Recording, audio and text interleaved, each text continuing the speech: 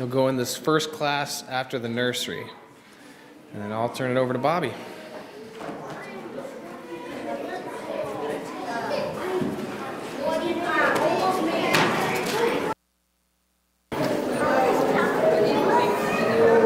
Pardon? Yes.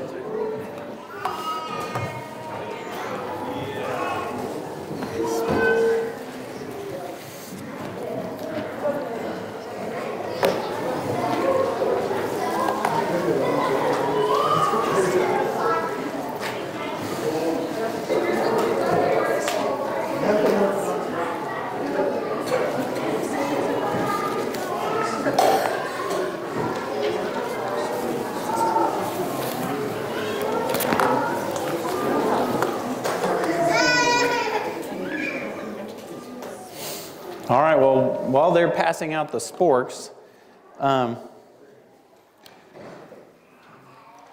when Moses was very old and Israel was just about to enter the promised land, you had this moment in time where he begins to get worried about the Israelites.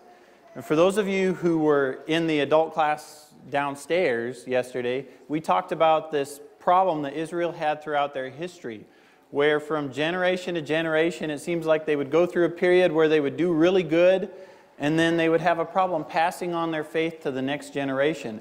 And so Moses is really old, and Israel's about to go into Canaan, and he knows God has already told Moses that he's not going to enter Canaan, and so he begins to have this worry.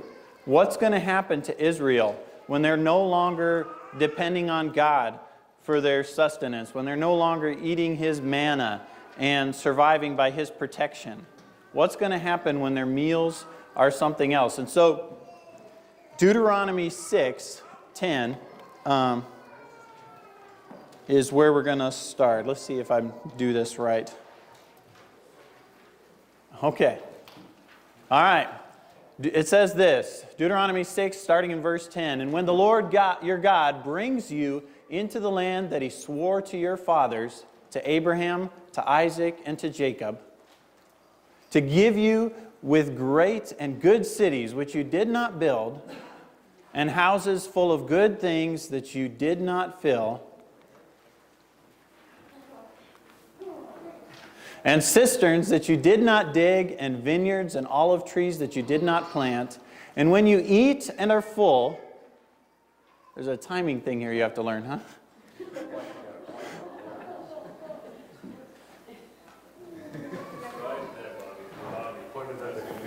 Okay. "Then take care, lest you forget the Lord who brought you out of the land of Egypt, out of the house of slavery." He says, when you sit down at your dinner table in Canaan, and you've got all this food to eat, and you're no longer dependent on God for manna, what's going to happen? Is the next generation going to forget about God? And so he does this in Deuteronomy, and of course we know that the next generation does. The book of Judges opens up with Judges 2:10, which says that all that generation was gathered to their fathers, and there arose another generation after them who did not know the work that the Lord had done. And so Moses' fears were grounded when he says this in Deuteronomy 6. He's right to be standing up and telling them that, look out. But how does that sound? How do you think this description that Moses gives compares to our culture? Some of you did, but how many of you built your own home? How many of you made all the things that are in your home? Yeah. Steve, you can just keep your hand down. How many of you grew your own food? Yeah. For most of us in here, we are living in this prosperity that he's describing. We're living in homes we did not build. We're eating food that we did not grow. And our houses are filled with things that we didn't make. And we're in this state of prosperity. And what Moses says, when that time comes to Israel, you need to be on guard. And I look around Bemidji, And I think about this topic, and I think, well done, Bemidji. I mean, you come here, and there are a gazillion kids. There's so many, and I've been working this whole time trying to figure out whose kid is whose. It helps that with most of them you can kind of tell if you look at them long enough. But you try to figure out what's their name and what's this one. But there's a ton of kids here, and when I was called about the winter retreat, Luke called me. That was a new thing. Maybe he's been doing that for a long time, but it was strange to have Luke call me, and then to have Benjamin up here leading songs, and Jonathan doing the PowerPoint. Well done. That's awesome. But the thing that Moses is saying here is when things are going great, is when you need the warning to keep on keeping the main thing. And this warning is for us to be faithful in passing our faith to the next generation. And I thought, how could we do this? What would be a good reminder for us? Because we live in plenty and we sit around the table with good things, we might be tempted to forget what God has done. So I thought, what could remind this generation when we sit down at the family table, how could we remember the God of our fathers? And that's when I thought, sporks.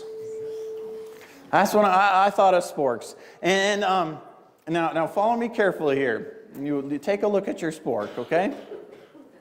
Okay? You got your sporks? Now you can tell what happened here. Somebody was sitting around, and they had a spoon, and they had a fork, and they thought, wouldn't it be great if we could take these two things and make a whole new utensil? If we could combine these two things, you look at a spork, you could tell that this wasn't invented by somebody out in the bush. This was somebody who was familiar with silverware here, right? They knew what a fork was like, and they knew what a spoon was like, and they said, I'm going to take these two things, and I'm going to make... nobody has to tell you that. You put a spork in your hand, you don't need to know the history of sporks, but you can look at sporks, and you can see very quickly what happened here, right? I started thinking, what are some other things like that, where you combine things and you can tell right away where things came from? And I don't know how these do, but we'll take a look here. All right. So there we got the spork, right? There's the history of sporks in one picture. Okay. But then we got this. Anybody know what this is? Yes. What kind of dog? It's called a chug. It's a Chihuahua Pug mix. Now you can see it, right? Yeah. Why would you do that? I think there's neighbor dogs involved or something. All right, okay. This is a zebroid. What's a zebroid? What two things? A donkey and a zebra. That's right. A donkey and a zebra. And you can tell if you look at it long. In fact, at first glance, it kind of looks like a donkey, but then like a donkey with long, funny socks or something. I really wonder, because this is the picture I found, but I wonder if some of them have the stripes on top, or if it's always just stripes up to here. I don't know. Somebody should find that out and tell us. This is actually a dreeve. It's what happens when you combine Daryl and Steve's pictures.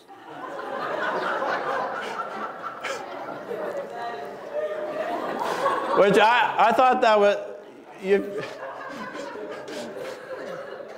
That's what it would look like. Which, when you combine their names, you have to either choose Dreve or Sterile, which might be the better choice. But the point here is, there's a point.